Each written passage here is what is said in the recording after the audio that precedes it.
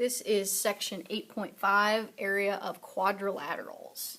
Okay, so first thing we've got here is altitude of a trapezoid. So it is the segment from one base perpendicular to the other, and it is also the height of the trapezoid. So the length of the altitude is also the height. So like on a trapezoid here, if I just kind of draw this out, something like that, our altitude is basically from our top segment straight down to our bottom segment, so from our bases. So bases would be our parallels of a trapezoid. So basically it is making a 90-degree on both of those there. A lot of times when you see this, they'll say it comes down from the corner like that, but either way it forms a perpendicular between the two bases. Okay, so that is going to help us with the trapezoid area formula, which is on page 475. So if you're looking at that one, it says the area of a trapezoid equals half the product of its altitude and the sum of the lengths of its bases. Okay, so that formula is area is equal to 1/2, and then you've got your height or your altitude times your bases combined together. So your base 1 plus your base 2. And those are interchangeable. You can go in any order there. Okay, so to kind of label what that would be on our trapezoid here, our height, like we talked about before, is the same as the altitude where it's going straight down. So our height would be that distance there, perpendicular between the bases. And then our B1 and B2, base 1 and base 2, are just our sides that are parallel. So if these are our parallel sides here, base 1 is one of those sides, base 2 is the other side. Okay? So it's kind of similar to our area formula that we had for triangles in the last lesson, where it was half of the height times the base. But here we've just got two separate bases. The reason that this works, and you don't have to write this down if you don't want to, but how this works is if we went and we drew a line going from corner to corner here and split this into two separate triangles, we could find the area of this triangle by taking the B2 or the base of that bottom triangle there times our height and then times 1/2, and that would give us the area of that one there. And then what we could also do is if you kind of extend this line out here and like that there, make our 90, that distance there would also be the height. And then this would be the base of the top triangle, so you would basically take half of your height, which would be that same distance there, and then times your base 1. So what this is doing is it's just, instead of doing both of those separately and making two separate triangles, it just combines it all together into one formula where you're just taking half your height, because your height should be the same for both of them, times your two bases added together, and that's because it's the bases of both those triangles. Okay, so it's just something that's kind of nice to know where that comes from, but really all you need to know is that formula there. Okay, so we're going to go to the example sheet next. So we're going to be on this problem here. So what it says is we're supposed to compute the area of RS and M. So RS and M, so basically this bottom trapezoid. And we know R to S is 10 units. And PQ and QT are both 4, which they've got those marked in. And then the area of triangle MNT, which is that top little triangle there, is 10 units squared. Okay, and what our goal is to find the area of that top trapezoid there. So you can follow along in this thing if you want to. I'm not going to do that. I'm just going to kind of explain it to you. So the thing that kind of stinks about this one is to be able to do the formula for a trapezoid, we've got to have, so for our trapezoid part, I can draw this out here. For our trapezoid part, we've got to have areas equal to half our height times our base 1 plus our base 2. We have some of that information because we do have the height of that trapezoid going from P to Q there, which would be 4. So we could fill that in here. So our height is 4 of that. And then for our bases, we know one of our base from R to S is 10. but we don't actually know what this other base is here from M to N. So what we're going to have to do is we're going to have to use what we know about that top triangle to get us that top base. Then we can find the area of that trapezoid. So what I'm going to do here is I'm going to use this triangle. So I'm going to draw that down here. So I've got that triangle there with the height of 4 and an area of 10 units squared.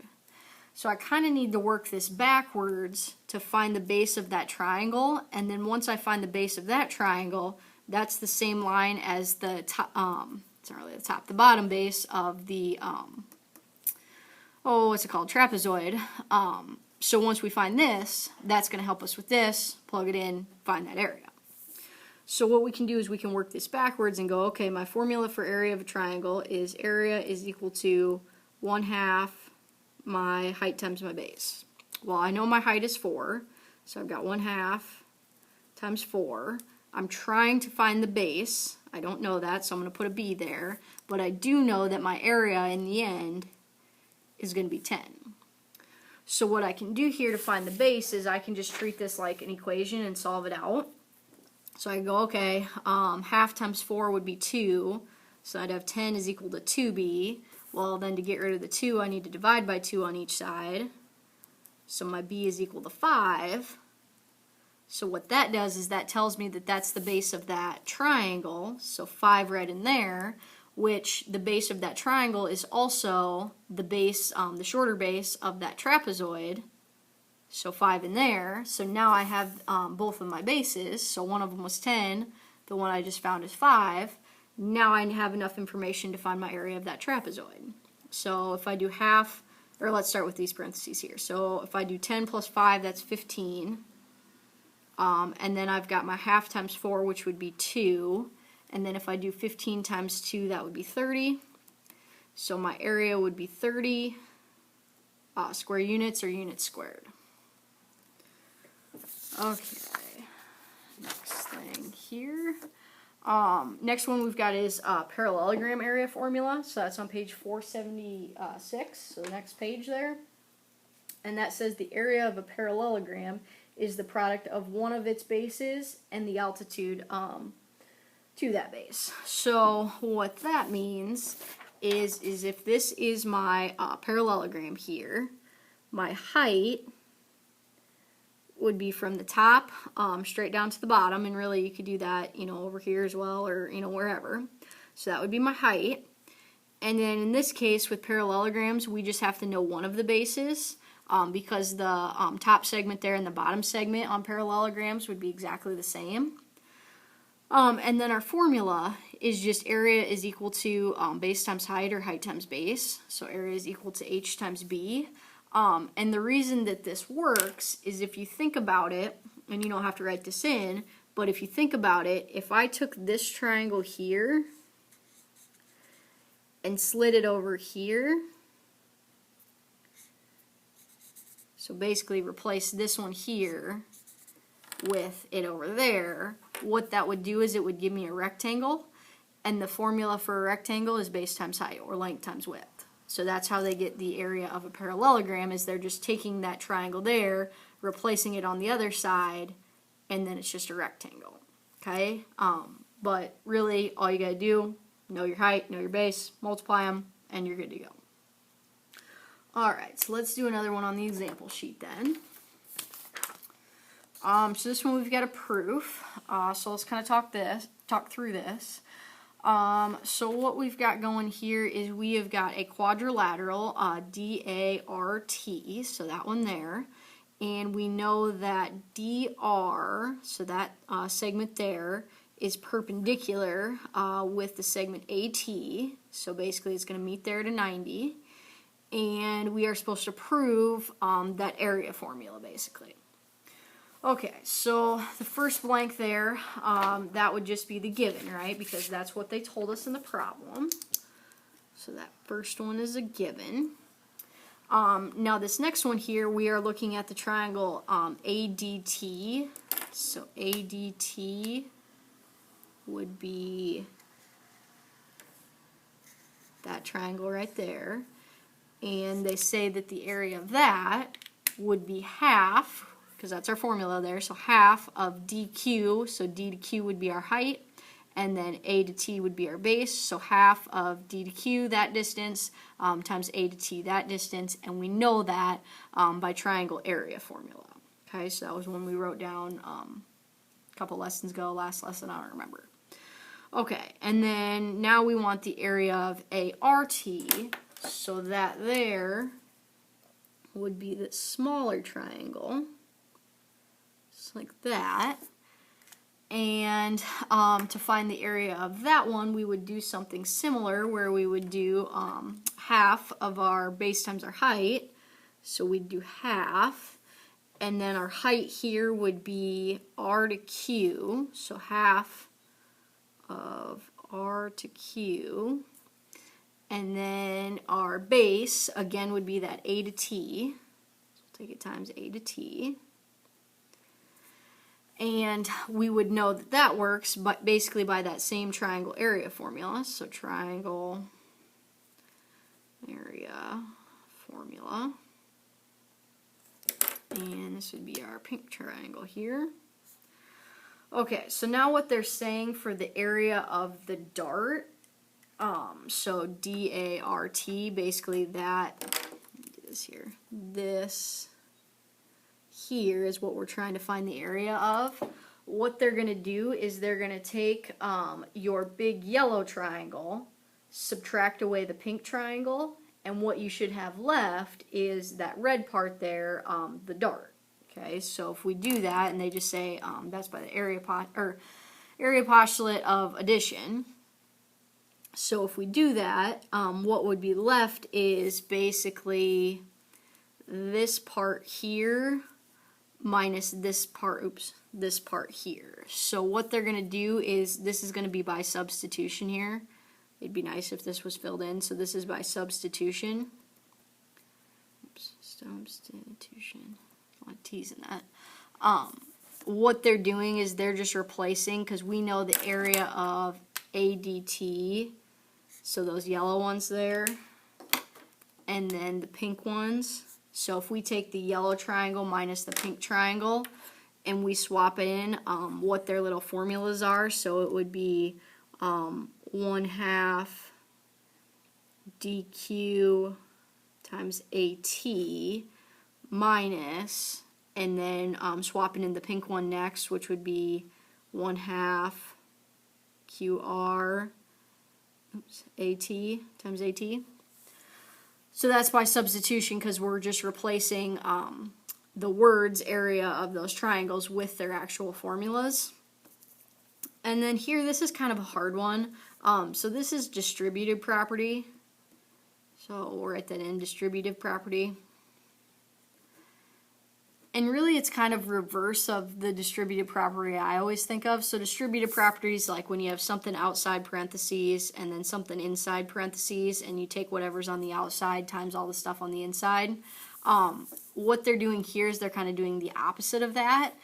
So instead of taking what's on the outside and multiplying it by the things on the inside, they're combining all of this stuff together. So they're pulling out the 1/2 and the AT from both of those. So both of them have a 1/2 and both of them have an AT.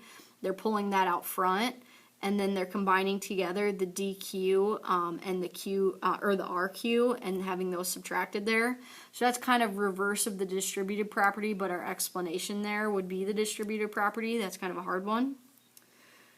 And then what they're ending with now is that 1/2 of AT is equal to DR, and how they're getting that DR part is they are basically taking this DQ, which would be all the way across there, subtracting away the RQ, so getting rid of that part, and what would be left would be the DR. So basically that there from D to R would be like the height of that dart, basically. And we know that by substitution, because we're just replacing that subtraction part with what it actually equals, so that's by substitution. That's kind of a hard one to come up with all that stuff. Okay, let's go to this next example here too. So this is just another example, kind of similar to the last one, but just a little bit different setup here. So this one we've got quadrilateral ABCD, and we've got from A to C is perpendicular with B to D, so 90 in there. And we are supposed to prove the area formula for that quadrilateral there. Okay, so the first thing we've got there is AC is perpendicular to BD. Well, that was our given. And then again, they're doing something similar to they had on that last one, where they say, okay, area of triangle ABC, and then they give that formula out, and we know that's just by the triangle area formula. So the two we're looking at here, or the first triangle we're looking at, ABC. So that top one. And then the next one here we are looking at is ADC. So that one there. And this one we've actually got to fill in our stuff. So we've got to fill in that formula. So in this case of the yellow one, our height would be the distance from E to D, and then our base would be the distance from A to C. So we're going to go half the height, which is D to E, times our base, which would be A to C, and we get that formula from triangle area formula.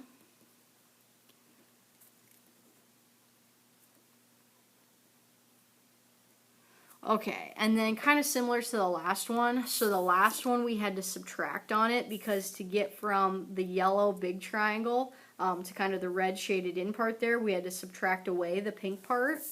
Here, instead of doing subtraction, we're going to do addition.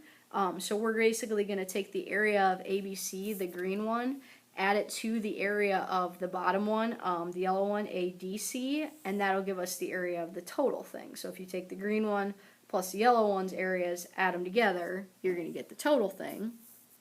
So then what they're going to do here is they're going to substitute in what those areas are equal to, just like that last one. So we're going to go by substitution again. And we're swapping in, instead of area of ABC and ADC, we're going to swap in those formulas. So we're going to go 1/2 BE times AC plus, and then the area of the other one, 1/2 DE times AC. And then again, kind of by like the reverse of the distributed property, what they're doing is they're going, okay, well, I've got an AC for both of them and a 1/2 for both of them, so I've got those two listed. And then they're going from BE to DE. Well, if I combine together BE to DE, that whole way across then is B to D. So I'm just gonna, they're replacing that there with this here, and it's kind of like the reverse distributed property. So again, this is distributed property.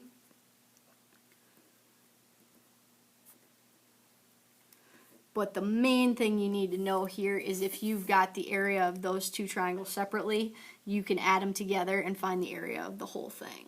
Okay, so this one we could subtract away that pink triangle there to find, you know, what we needed. Here we could just add those two together and find what we needed. Okay? Alright, so we've got one more formula here to write down. So perpendicular diagonals of quadrilaterals area formula.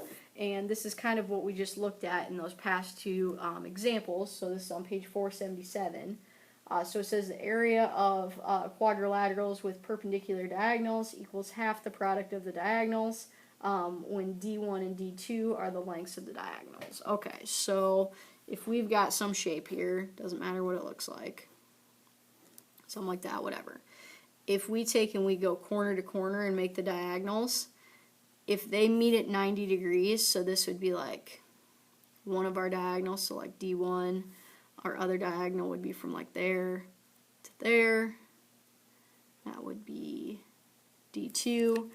If we take and we combine those areas just like we did before, what we would do is we would get the formula area is equal to 1/2 our diagonal 1 times our diagonal 2. So basically, to find the area of a shape like this with the 90 in the middle, you just multiply your two diagonals and then take half of that. And we can get that basically based on these previous examples we did. Okay, so that's how we got to those formulas there. Alright, so that is it for notes. So for your assignment, you've got 477, 1 to 10 all, and 12 to 18 even.